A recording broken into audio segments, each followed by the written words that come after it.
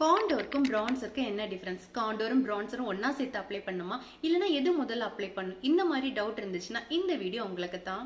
முதல்ல ஒரு விஷயத்த நல்லா நினைவுல வச்சுக்கோங்க. காண்டோரும் பிரான்சரும் ஒண்ணு கிடையாது. காண்டோர் அப்ளை பண்றது உங்க ஃபேஸை ஸ்கல்ப் பண்ணி டிஃபைன் பண்றதுக்காக, அதாவது உங்க ஃபேஸை செதுக்கி வச்ச செல்ல மாதிரி செதுக்கிறதுக்காக. ஆனா பிரான்சர் அப்ளை பண்றது உங்க ஃபேஸ்ல ஒரு சன் கிஸ்ட் எஃபெக்ட் தெரியறதுக்காக.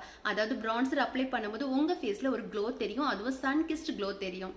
அண்ட் காண்டோர் நீங்க அப்ளை பண்ணும்போது உங்களுக்கு கிரே கலர்ல அண்டர்டோன் தெரியும். அதுவே நீங்க பிரான்சர் அப்ளை பண்ணும்போது உங்களுக்கு ரெட் அண்ட் ஆரஞ்சு கலர்ல அண்டர்டோன் தெரியும். ஸோ காண்டோர் அப்ளை பண்ண இப்பதான் பழகுறீங்க அப்படின்னா ஸ்ட்ரைட்டா உட்காருங்க, உங்க ஃபேஸை பாருங்க. உங்க ஃபேஸ்ல சீக் போன்ஸ் காண்டர்ல உங்களுக்கு ஷேடோ தெரியும். அந்த பிளேஸ்ல நீங்க காண்டோர் பண்ணுங்க. Starting from ear to the eyebrow என்டி அவ்வளோத்துக்கு மட்டும் தான் நீங்க காண்டோர் பண்ணணும். ஸோ இந்த பிளேஸ்ல தான் நான் காண்டோர் பண்ண போறேன். ஸோ இப்போ பிளெண்ட் பண்ணதுக்கு அப்புறமா நீங்க பாருங்க, இந்த பக்கத்துல நான் வந்து காண்டோர் பண்ணல, ஸோ ஃபேஸ் வந்து டிஃபைன் ஆகி தெரியாது. பட் இந்த பக்கத்துல பாக்குறதுக்கே அழகா டிஃபைன் ஆகி தெரியும்.